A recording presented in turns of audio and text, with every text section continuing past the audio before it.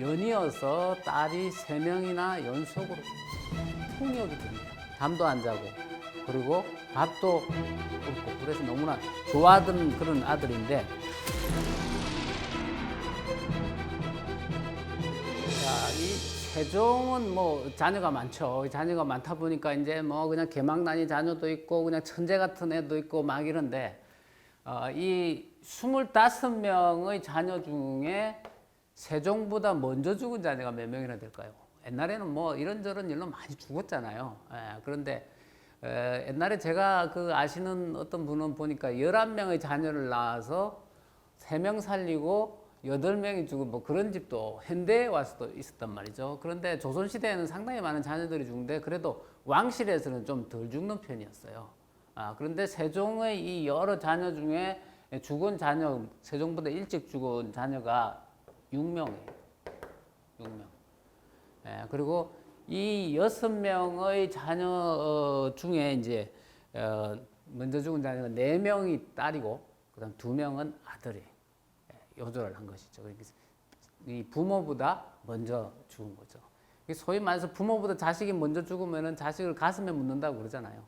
그만큼 이제 자식의 죽음은 부모에게 굉장히 고통스러운 일인데 세종은 이런 일을 6번이나 겪고요. 그래서 이 세종이 그 자녀 중에 가장 먼저 죽은 자녀가 정소공주예요. 이 정소공주는 세종과 이 소원왕후가 결혼하여서 처음으로 낳은 아이예요. 그 세종이 몇 살에 결혼했냐면 세종이 결혼이 12살에 했어요. 12살에. 옛날에 결혼 풍습을 보면 왕가의 결혼 풍습이 어떠냐 하면은 12살에 소원왕후는 14살이에요. 그럼 이 사람들은 둘이 결혼을 하면 어린 나이지. 꼬마 신랑 각시잖아요. 그런데 이 꼬마 신랑 꼬마 각시 12살, 14살 이 각시가 소위 말해서 합궁을 할까요? 같이 잘까요? 궁금하잖아요. 합궁을 하지 않아요. 그러면 언제 합궁을 하느냐? 결혼식을 2번 해요.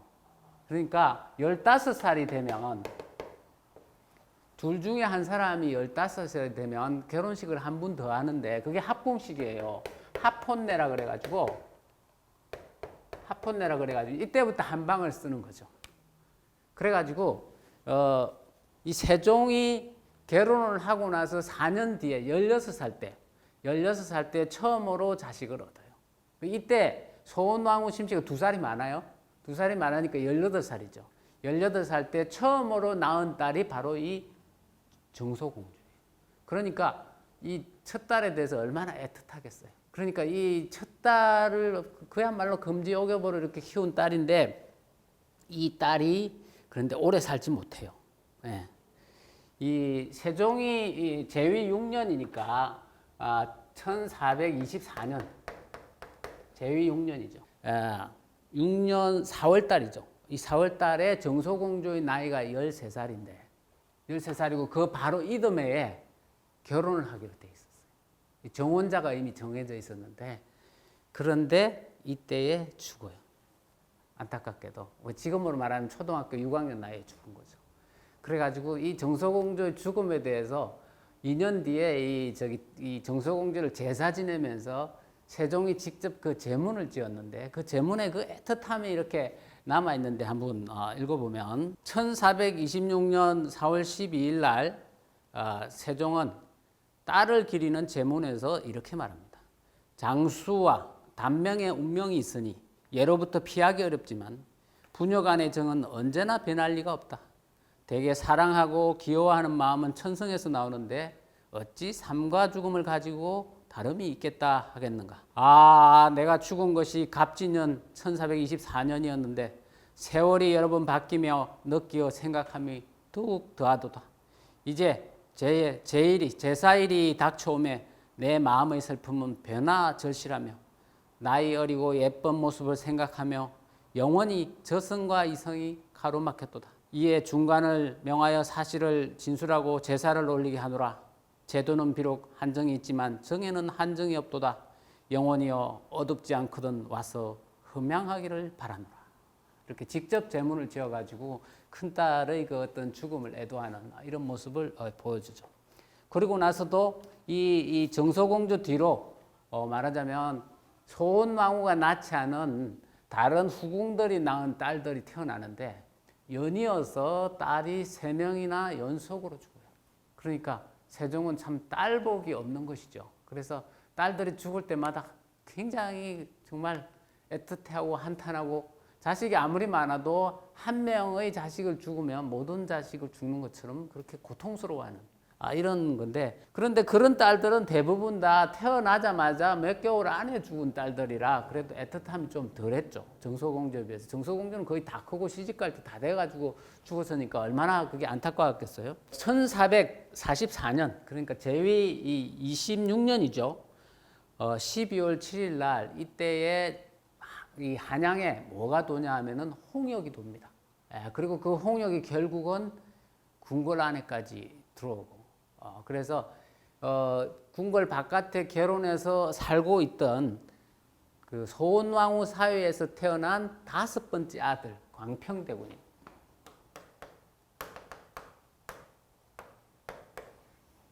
이 강평대군은 굉장히 아꼈는데, 강평대군은 세종이 낳은 자식들 중에 안평대군 못지않게 뛰어난 자식 중에 하나였어요. 그랬는데 이 강평대군이 홍역을 이기지 못하고 죽죠. 이 홍역이라는 게 지금은 뭐 그냥 제2전염병으로 그다지 크게 다루지 않지만 조선시대에는 홍역은 굉장히 무서운 질병이고, 그리고 어린 시절에 홍역을 겪지 않고 계속해서 큰 사람들은 2년에 한 번 정도 홍역이 찾아오면 굉장히 두려워했어요. 심지어는 그 중국에 사신을 보낼 때도 홍역을 앓은 적이 있느냐 없느냐를 물어봐가지고 홍역을 앓은 적이 없다 그러면은 이게 항체가 형성이 안 된 거니까 홍역을 앓지 않았다 그러면은 사신으로 안 보내요. 그만큼 홍역을 두려워했죠. 그래서 강평대군이 그 홍역으로 결국은 죽게 됩니다. 그래서 사망 소식을 듣고 막 그 옆에서 밤을 새가면서 얘를 간호하고 또 소리 듣고, 근데 홍역이기 때문에 가까이 이렇게 가진 못하고 그냥 밤만 새는 거예요. 자기도 뭐 이렇게 문제가 생길까봐 왕은 가까이 못 가니까. 그러다가 이제 죽게 되는 소식을 듣고 잠도 안 자고, 그리고 밥도 끊고 곡기를 끊고, 그러니까 이 신하들이 막 이 수라를 들어야 된다고 막 그렇게 해서 먹은 것이 겨우 이제 죽이나 먹는 뭐 이런 상황입니다. 넘어가지가 않죠. 그리고 또 이게 왕비인 소원왕후가 굉장히 충격을 받아가지고 들어눕게 되는 거죠. 근데 불행이 거기서 끝나지 않았다라는 거죠. 바로 3달 뒤에 이 7째 아들은 평원대군이에요.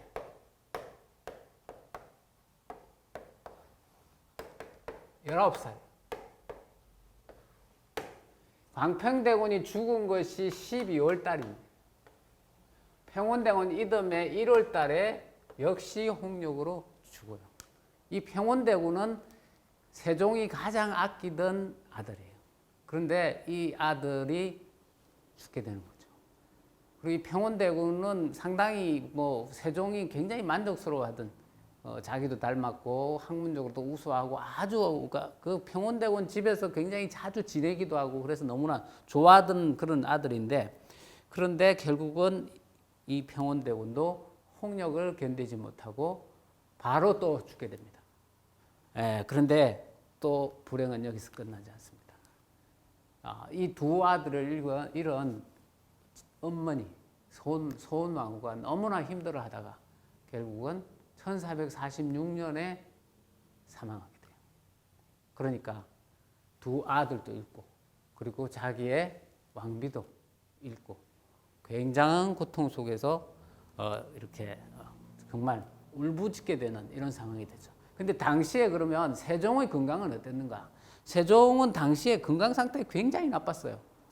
근데 여러분 이제 세종이 막 눈이 나빠가지고 뭐 이게 눈앞에 안 보여가지고 눈 씻으러 저 밑에까지 그냥 좋은 물 찾아다녔다 뭐 이런 얘기를 들어본 적 있죠.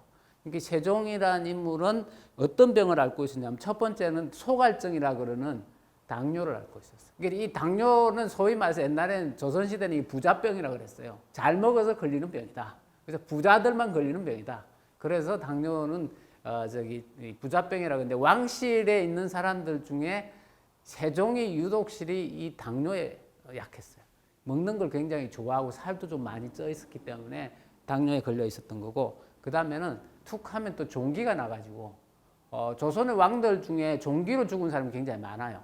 근데 우리가 일반적으로 생각하는 종기와 좀 다르게 대개는 종기가 상체에 나면 굉장히 위험한데 조선 왕들이 그런 종기로 많이 죽었죠.